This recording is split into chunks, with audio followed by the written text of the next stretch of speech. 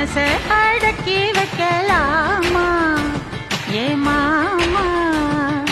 ஆள மயக்கி புட்டு அழக ஒழிச்சி வைக்கலாமா ஏ மாமா